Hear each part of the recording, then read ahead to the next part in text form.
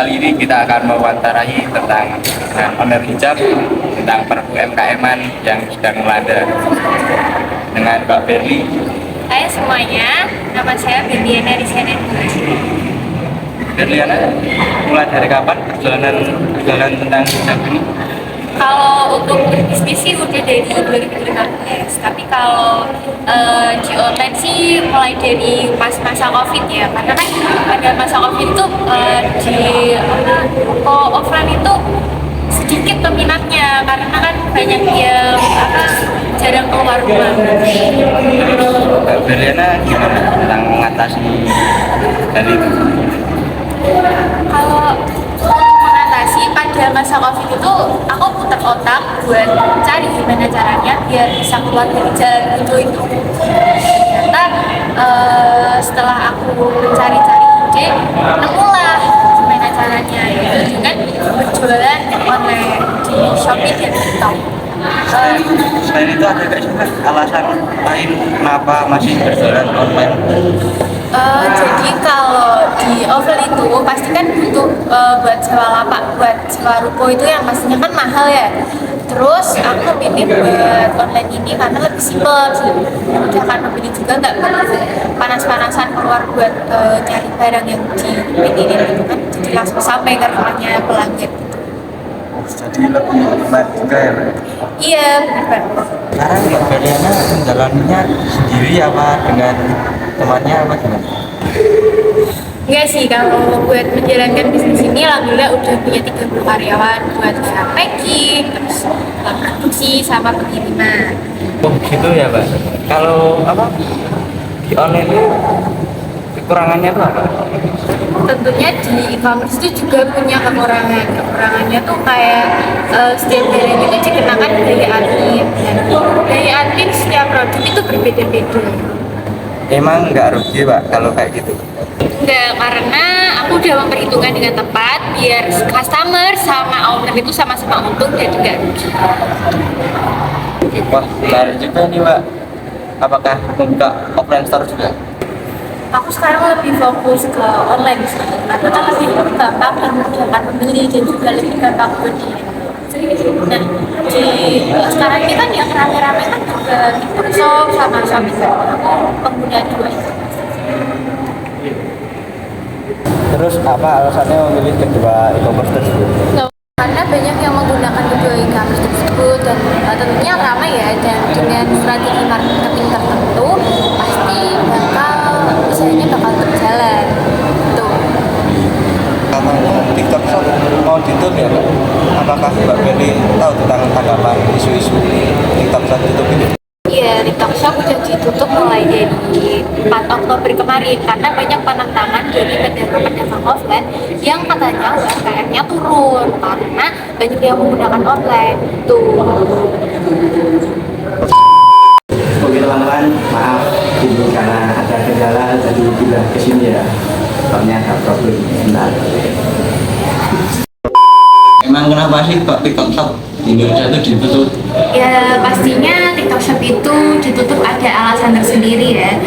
Karena kan seperti yang kita lihat, alasan yang pertama itu karena TikTok Shop itu perizinannya itu kan untuk media sosial, belum ada perizinan untuk kayak e-commerce gitu. Jadinya dan banyak juga persimpangan atau pertentangan gitu. Ya. Kayak gitu sih.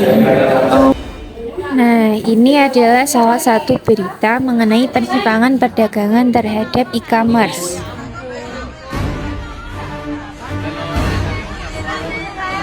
Ayo lagi nih. Ini Bang. Ini loh guys. Tolong hapus TikTok Shop Lazada. Tolong kami Pak Sofi. TikTok Indonesia resmi menghentikan transaksi e-commerce mulai 4 Oktober hari ini. Pemerintah menegaskan aktivitas sosial media dan e-commerce tidak boleh digabungkan. Yang pertama ini ada TikTok Indonesia telah mengeluarkan pernyataan resmi tertulis tidak akan memfasilitasi transaksi e-commerce pertanggal 4 Oktober 2023 mulai pukul 17 waktu Indonesia Barat. Hal itu menjawab polemik adanya transaksi jual beli dalam TikTok Shop yang bukan e-commerce.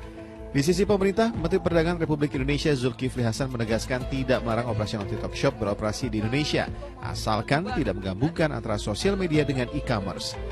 Jadi kan kita tidak melarang, hanya tidak boleh menyatukan.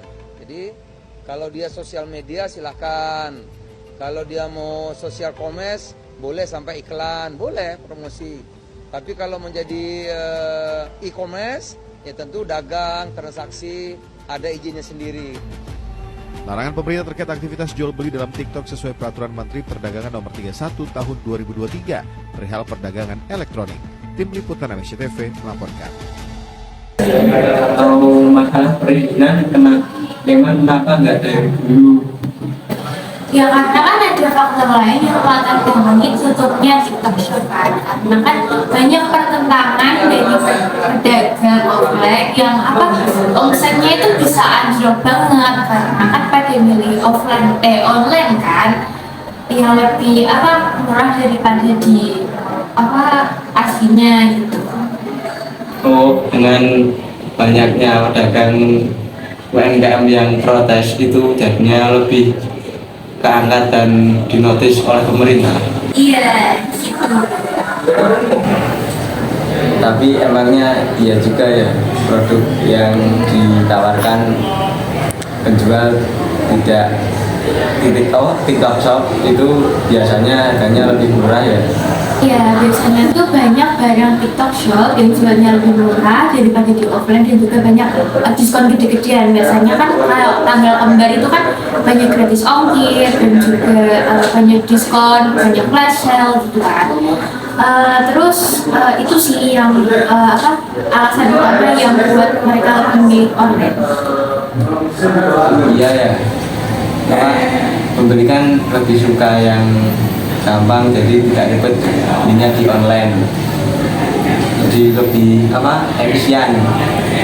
Iya, gitu jadinya. Banyak pembeli yang sekarang tuh lebih memilih online karena kan di online kan lebih gampang dengan kayak kita nyari dengan ngetik keyword tertentu itu kan bisa langsung muncul dan pengirimannya di mana, pakai pengiriman apa, estimasinya berapa hari gitu kan.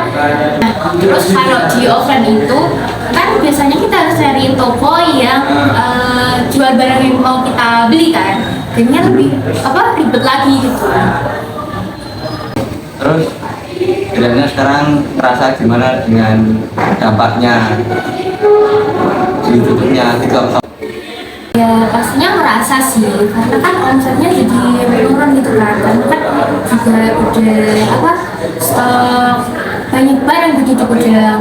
Ya menurutnya sih nggak yang drastis ya, karena kan cuman ngandelin satu e-commerce itu menurut aku kurang ya. Wah, banyak juga ya membeli produk yang di TikTok Shop. Iya banyak juga kan. Jadinya kan bakal impact ke penjualan kan. Terus jadinya jumlah penjualan itu kan jadi kayak turun gitu. Terus sekarang TikTok jadi kurang bermanfaat ya untuk penjualan. Kalau untuk sekarang itu TikTok Shop itu cuma boleh buat promosiin barang jasa gitu. Nggak boleh kayak, karena kan udah janji juga kan, nggak boleh kayak buat jualan-jualan gitu dulu untuk sementara ini dari pemerintah gitu. Karena cuma boleh kayak kalau di video TikTok itu kan tetap boleh kan buat promosiin barang kita gitu. Wah, sayang banget ya, sebenarnya pasti banyak bisnis online yang jadi berjualan lagi yang lagi di sana. Iya, pastinya dong. Kalau usaha yang mereka jalani selanjutnya bakal jadi gulung besar atau gimana, karena sistem kayak gini kan hitungannya jadi kayak kita digusur ke lapak baru kan. Ya sih, belum tentu mereka dapat stabilan lagi kondisi penjualan mereka ini di lapak online, dan sebenarnya itu e-commerce punya peluang besar loh. Iya, peluangnya gede banget buat nyari orang yang buat kita tujukan buat produk kita gitu. Karena kan seiring berkembangnya zaman kita kan juga harus ngikutin gitu strategi-strategi kayak gitu ya enggak orang sekarang itu maunya kan yang simpel-simpel aja kan. Dan buat masarin produk di online itu menurut aku sendiri itu lebih mudah daripada kita promosiin di offline gitu. Nah, makanya itu perkembangan zaman ini. Tapi emang pemerintahan yang kebijakan maunya gimana lagi? Ya pada intinya persaingan bisnis itu wajar-wajar aja sih. Dan di e-commerce maupun di offline itu ada plus minusnya masing-masing gitu. Dan seharusnya apa ya, mengikuti perkembangan zaman tersebut, zaman kita jual. Nah sekarang ini kan seiring berkembangnya iptek harusnya kan juga mengikuti gitu kan. Juga sekarang itu banyak banget penjual-penjual pasar kayak di pasar Senen atau yang lain-lain gitulah, pakai live Instagram ataupun TikTok berjualan gitu. Jadi kita juga harus mengikuti gitu biar lapak kita juga rame gitu. Itu sih menurut aku. Ya, jadi benar banget. Segini dulu, terima kasih Dariana sudah menyempatkan waktu untuk diwawancara di Video Show. Dan see you next time. Bye. Dan juga.